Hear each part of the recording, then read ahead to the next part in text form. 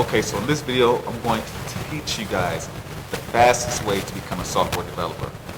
So in order to do that, I'm going to go over the easiest entry level route that you can go, and then followed by the next most difficult, all the way to the most difficult.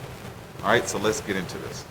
Now, software development in general is a very broad title, and what that means is basically when you're taking a job as a software developer, you need to have experience on both the front end, the back end. You need to know how servers are supposed to work, and you got to have a good understanding of databases. And when you have to touch all those different tools, you're going to have to understand more than one programming language. You're going to usually have to understand Java, JavaScript, PHP, Python. You're going to have to understand some things like that, and then you're going to also understand some kind of tools as far as like the tools that you can use on the front end and the back end, and what's available on the server side and what type of databases. Now, as you can see, because it's so broad, to truly be a software developer, you're going to need a few years of experience to really feel comfortable calling yourself a software developer and actually being, more diverse and more dynamic in multiple fields in the software development industry. So let's go to the easiest way to get into the software developer industry. The first easiest way is databases. Now, databases, you're basically going to be using something like MySQL. You're going to use something like MySQL. You're going to use something like Microsoft SQL Server. Those are the two main ones that you use, and to actually get familiar, or actually to work with the database, you have to have a clear understanding of how SQL works, and that's the sequential query language. This is what I went to college for.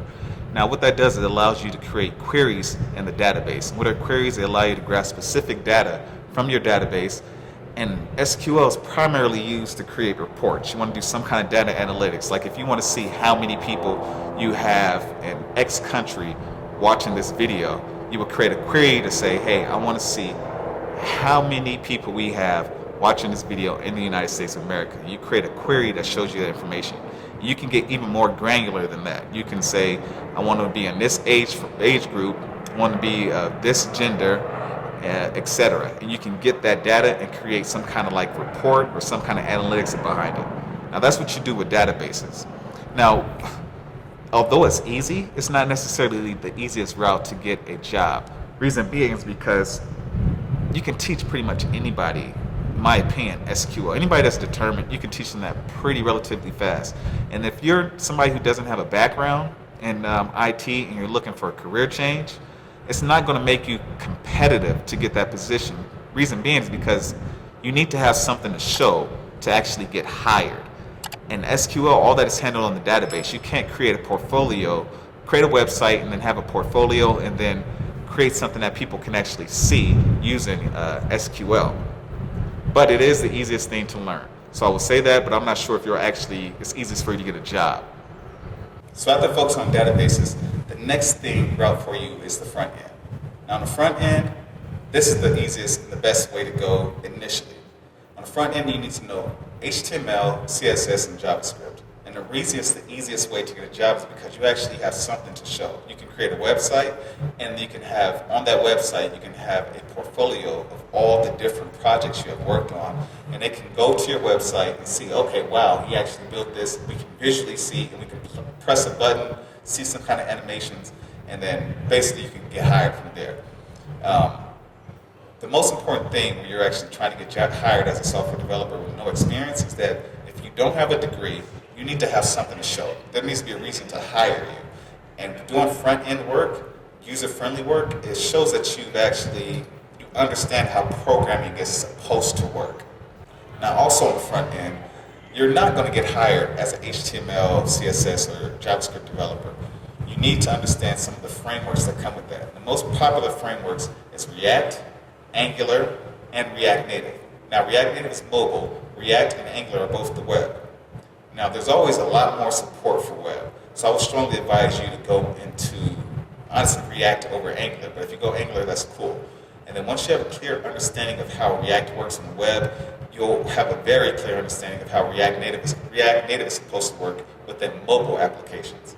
So if I was you, I would build websites, and I would use React for that. And then from there, I will go into React Native, if possible. If you want to get straight into mobile development, just subscribe to this channel, and I have no problem helping you that. But this is for somebody, if you want to do your own thing, that's the best route to go. You can do something on the web, and you can, from there, go into the mobile environment. And honestly, there's so many jobs for software development, and I'll actually go through, let you guys look at my LinkedIn to see just how many how many companies reach out to me on a daily basis.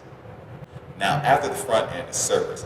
Now, this is where it can get kind of complex because the servers, you basically have to have a clear understanding how computers and how technology just basically communicates with each other. Now, for you to even be watching this, there's a server that is hosting this YouTube video, and then you actually have something that your phone speaks out that allows you to even communicate with that. So the most popular server-based tools is AWS and Google Cloud. So this would take probably about a year, a little bit more, to really get a clear, thorough understanding. You would AWS has a certificate, so does Google Cloud. So you can always go that route. And, once you have that certificate, it should be pretty easy to get hired. They just want to.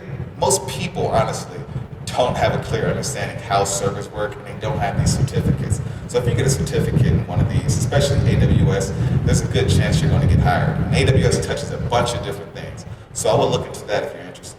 And lastly is backend development. And I put backend development as the last one because you usually have to have a clear understanding of how algorithms work. And the API, it speaks to the database and it speaks to the front end of the application. So you have to take that information from the database, and then you're supposed to create some kind of controller that speaks to the front end of the application. And then whatever actions take place on the front end of the application is supposed to communicate back to the API, which communicates back to the database.